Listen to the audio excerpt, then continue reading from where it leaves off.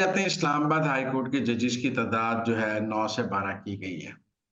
तो मेरे ख्याल में इस वक़्त जो इस्लामाबाद हाई कोर्ट की पोज़ीशन है, इस्लामाबाद हाई कोर्ट तो इस वक़्त जो है वो रियासत से बगावत पर उतरा हुआ है। सवाल ये नहीं है कि वहाँ इंसाफ दिया जा रहा है, वहाँ सियासी सहूलतकारी की जा रही है। हाल ही में जो बुशरा बीबी वाला फैसला है, उसके ऊपर आप देख लें। फिर वो जो एक फैसला किया गया कि इमरान खान की मुलाकातों पर एक मॉनिटरिंग वकील लगा दिया गया। पाकिस्तान के किस कैदी की मुलाकातों पर मॉनिटरिंग वकील मौजूद है और उसका खर्चा मौजूद है। और जिस तरह के फैसले इस्लामाबाद हाई कोर्ट से फिर खतो-खताबत हुई, मेरे ख्याल में वहाँ से वहाँ पे जो चीफ जस्टिस हैं, वो इस वक़्त हॉस्टेज हैं कि केस लगाया किसको जाए। ये जजों ने एक यूनियन बना ली है, जैसे हमारे यहाँ मिलों में यूनियन नहीं होती और हमारे यहाँ तमाम सरकारी इदारे जो हैं इस यूनियन की वजह से खराब हुए हैं। यूनियन हड़ताल करा देती है, यूनियन खत जारी कर देती है, यूनियन जो है वो मिल बंद कर देती है। इस्लामाबाद हाई कोर्ट के भी जो 6 जज हैं, ये एक सरकारी मिल यूनियन बन चुके थे। तो वहाँ जजेस की तादाद बढ़ जाने से यकीनन वहाँ जो है बैलेंस ऑफ पावर ठीक होगा और उन 6 जजेस की हेजेमनी जो है वो खत्म हो सकेगी और आप वहाँ न्यूट्रल नए जज ला सकेंगे। मेरे ख्याल में ये भी वक़्त की ज़रूरत थी क्योंकि इस वक़्त इस्लामाबाद हाई कोर्ट तो बिल्कुल किसी की नहीं सुन रहा और वो निज़ाम से बिल्कुल बाग़ियाना उसका एक जो है रद्द-ए-अमल और तसलसल है। अब आ जाते हैं सुप्रीम कोर्ट के जजेस की तादाद 34 की गई है। सुप्रीम कोर्ट में एक तो देखें 60,000 मुकदमे पेंडिंग हैं और इस वक़्त 17 जज हैं। 17 जज तो 60,000 मुकदमे जो है ना तो अगले 5 साल नहीं खत्म कर सकते क्योंकि नए तो रोज़ दायर हो रहे हैं। 60,000 का तो बैकलॉग है। हमें जजेस चाहिए जो ये मुकदमात खत्म करें। फिर आईनी बेंचेस भी बननी है और आईनी बेंचेस में भी 15-16 जजेस लग जाएँगे। तो 34 की तादाद बढ़ा के आपने आईनी बेंचेस में जब जजेस जाएँगे तो उसके बाद आम मुकदमात के लिए भी जजेस अवेलेबल होंगे। तो ये भी वक़्त की ज़रूरत थी और आईनी बेंच बनानी है तो आपको जजेस की तादाद 23 का कहा जा रहा था लेकिन गवर्नमेंट ने कहा एक ही दफ़ा बढ़ानी है तो 34 कर दिए जाएँ। तो मुझे ख़्याल है इसकी भी कोई मुखालफत की ज़रूरत नहीं है। जितने भी जज ज़्यादा हों उतने मुकदमात के फ़ैसले जल्दी होंगे। जजों की तादाद बढ़ाने पर इख्तिलाफ़ क्या है? मेरा मतलब है कि मुझे नहीं समझ आती कि जजों की तादाद बढ़ाने पर किसी को क्या इख्तिलाफ़ है? मुल्क में इतने मुकदमात ज़ेर-ए-इल्तवा हैं तो उतने मुकदमात जो हैं, उतने ज़्यादा जजेस करने चाहिए। हमें तो जुडिशरी पे ज़्यादा इन्वेस्ट करना चाहिए ताकि आम आदमी को फौरी इंसाफ मिल सके। सर, यहाँ पर आपसे बात करना चाहूंगी, आपको क्या लगता है कि एनी बेंच का सरबराह कौन होगा, किसके जरिए तेरा सजेगा? जुडिशल कमीशन का कल इजलास है और जुडिशल कमीशन के इजलास में अब तो पीटीआई भी बैठ रही है और पीटीआई ने अपने नाम दिए हैं जुडिशल कमीशन के इजलास के लिए।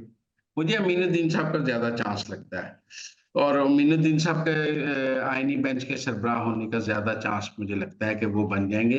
लेकिन अब देखने की बात है, हुकूमत ने प्रैक्टिस एंड प्रोसीजर बिल में भी अमेंडमेंट कर दी है। वो जो ऑर्डिनेंस जारी किया था उसको अब कानून बना दिया है। अब चीफ जस्टिस का इख्तियार है कि वो प्रैक्टिस एंड प्रोसीजर कमेटी में तीसरा जज अपनी मर्जी का रख सकते हैं। वो चाहें तो मुनीब अख्तर को रखें, चाहें तो ना रखें। मेरे ख्याल में उससे चीफ जस्टिस की एम्पावरमेंट होगी और चीफ जस्टिस जो इस वक़्त हॉस्टेज हो जाता है कमेटी का, वो नहीं होगा। तो मेरे ख्याल में वो ऑर्डिनेंस जारी किया गया था और अब उसको कानून की शक्ल दे दी गई है। तो अब ये नहीं कहा जा सकता कि वो ऑर्डिनेंस सिर्फ़ काज़ी फ़ायज़ ईसा के लिए किया गया था और याहिया फरीदी के लिए नहीं। कानून बन जाने से उसमें जो है एक इस्तेकाम आएगा और चीफ जस्टिस जब चाहेंगे प्रैक्टिस एंड प्रोसीजर कमेटी में तीसरा रुकन अपनी मर्जी की मतलब अपनी मर्जी का डाल सकेंगे। मुझे तो ओवरऑल ये कानून साज़ी जो है ना पॉजिटिव नज़र आती है। इसमें क्या तनकीद है? आपको आर्मी चीफ की मुद्दत मुलाज़मत बढ़ने पर तकलीफ है तो मेरे ख़्याल में उससे सियासी इस्तेकाम आएगा। आपको जजेस की तादाद बढ़ने से क्यों इख्तिलाफ हो सकता है? मुकदमात के जल्द फैसले होंगे, बैलेंस ऑफ पावर होगा और जो इस वक़्त हमारी अदलिया सियासी हो चुकी है, ईमानदार हो चुकी है, उसकी उसकी एक न्यूट्रैलिटी वापस आएगी और जजेस में जो है न्यूट्रल जजेस आने से एक जजेस अदलिया का ओवरऑल चेहरा भी हो बेहतर होगा। प्रैक्टिस एंड प्रोसीजर कमेटी का ऑर्डिनेंस जारी हो चुका था, अब उसकी वजह से हमें ये समझ आई थी कि 2 जज मिलकर चीफ जस्टिस को आउटसाइड कर देते हैं और यरगमाल बना लेते हैं कमेटी को, तो कम से कम चीफ जस्टिस को तीसरा जज अपनी मर्जी का लगाने का इख्तियार होना चाहिए। ये ऑर्डिनेंस पहले जारी हो चुका था, इसको कानून की शक्ल देने में भी कोई प्रॉब्लम नहीं है। तो ओवरऑल मुझे नहीं लगता कि इस कानून साज़ी के हवाले से कोई इतना इब्हाम है या ये वक़्त की ज़रूरत नहीं था या इससे कोई हाँ, ये ज़रूर है कि इससे हुकूमत को मज़ीद तक ताकत मिलेगी। ये कानून साज़ी मंजूर होने से जिस तरह 26वीं आईनी तरमीम के बाद हुकूमत मजबूत हुई है, इसी तरह इस कानून साज़ी के बाद भी हुकूमत मज़ीद मजबूत होगी। आप कह सकते हैं कि पार्लिमान ने और एस्टेब्लिशमेंट ने मिलकर अदलिया को एक दफ़ा फिर न्यूट्रलाइज़ किया है। वहाँ के जो ईमानदार जजेज़ हैं, जो हम ख़याल जजेज़ हैं या जिन्होंने यूनियन सी एक बनाई हुई है इकट्ठी, उनकी जो अक्सरियत है उसको ख़त्म करके अक़लियत में तब्दील करने के लिए ये कानून साज़ी बेहतरीन हथियार के तौर पे इस्तेमाल की जाएगी। और ये तो ज़रूरी नहीं है ना कि अब आप सुप्रीम कोर्ट में ईमानदार जजेज़ की अक्सरियत रखें। ये तो किसी आईन कानून में नहीं लिखा हुआ, हुकूमत का इख्तियार है, हुकूमत ने अपना इख्तियार इस्तेमाल करते हुए कानून साज़ी की है। क्या सुप्रीम कोर्ट कहेगा कि आप हमारे जजेज़ की तादाद में इज़ाफ़ा ना करें? इस्लामाबाद हाई कोर्ट कहेगा आप हमारे जजेज़ की तादाद में इज़ाफ़ा ना करें। इसमें से कौन-सा कानून है जिसकी अदलिया मुखालफत कर सकती है? आर्मी चीफ वाले की करना चाहती है तो कर ले। पहले चीफ जस्टिस की मुद्दत 3 साल मुकर्रर की गई है। अब आर्मी चीफ की भी 5 साल कर दी गई है। मुझे लगता है अगले किसी स्टेज पे शायद चीफ जस्टिस पाकिस्तान की मुद्दत भी 5 साल कर दी जाए। सर आगे बढ़ेंगे, इसी टॉपिक से रिलेटेड आपसे एक सवाल करना कि ये मौलाना साहब की जानिब से जो कहा गया है कि 26वीं आईनी तरमीम जो है उसकी तौहीन की गई है 27वीं आईनी तरमीम करके जो बिल मंजूर है, इस मुतालिक आप क्या कहेंगे? मेरा नहीं ख्याल तौहीन की गई है। देखिए मौलाना जो है ना अपना ऑपोज़िशन का पोस्चर बरकरार रखना चाहते हैं और वो समझते हैं कि अगर ये साबित हो जाए कि वो हुकूमत की बी टीम है, तो बड़ा प्रॉब्लम हो जाएगा। उन्होंने 26वीं आईनी तरमीम के हक में वोट डाला है, इस कानून साज़ी में उसके उनके वोट की ज़रूरत ही नहीं थी हुकूमत को, लिहाज़ा हुकूमत ने उनके घर के चक्कर नहीं लगाए इस कानून साज़ी में वोट के लिए। अगर तरमीम के लिए उनके वोट की ज़रूरत होती, तो वो ज़रूर करते, लेकिन तरमीम के लिए तो उनके वोट की ज़रूरत नहीं है। लिहाज़ा मैं समझता हूँ कि ये कोई इतनी बुरी कानून साज़ी नहीं है। बाकी ये सियासतदान अपनी सियासत के लिए भी बयान देते हैं। साज़ी की कोई भी मुखालफत कर सकता है। ये पॉज़िटिव कानून साज़ी है। सर बुशरा बीवी आज इस्लामाबाद में डिस्ट्रिक्ट एंड सेशन कोर्ट में पेश हुई हैं और उनकी जानिब से कहा गया इंसाफ तो मिलता ही नहीं है यहाँ पर और मैं दोबारा नहीं आऊंगी, ये कहते हुए वो आपदीदा होगी। इस मुतालिक आप क्या कहेंगे? इस तमाम वाक़े को आप कैसे डिस्क्राइब करेंगे? बस वो कहती होती थी ना, अरसलान बेटा इसको गद्दारी से जोड़ दो।